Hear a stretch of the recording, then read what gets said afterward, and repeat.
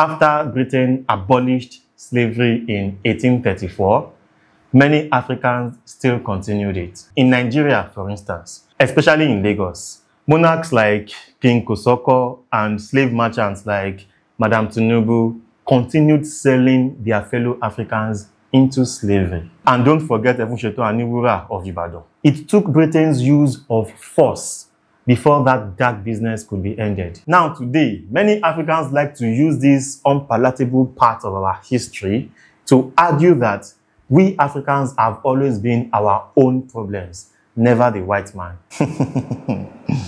LOL. Yes, we had greedy and ruthless Africans, but do you really think Britain ended slavery because they had a change of heart? Oh, you thought they repented.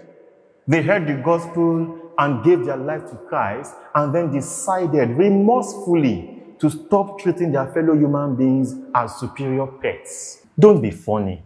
The racist white man has never seen the black man as anything more than a flat-nosed monkey. Slave trade was ended because it was no longer needed. Its time had expired. This was the age of industrialization. Human beings were no longer needed on the plantations because machines were now replacing manual labor. Feudalism had died a natural death. In fact, it wasn't only that slavery was no longer needed. Not only that, it had become expensive for them to maintain. It was now a financial burden. It had become bad business for them. That was why they stopped shipping your ancestors to their own lands to work for them, and instead, they brought themselves to your land to rule you on your land, enslave you in your own country, and then extract your resources to their own land. And that they called colonialism. Feudalism paved way for capitalism, and capitalism was the coach of colonialism. No, they did not have a change of heart.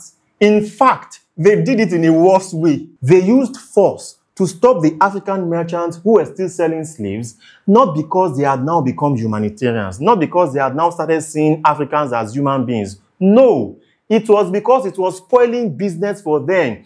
It has always been about business. It has always been about money. Don't let them use bread, pack stew, come up for your plates. Eko Okola. Ashiri.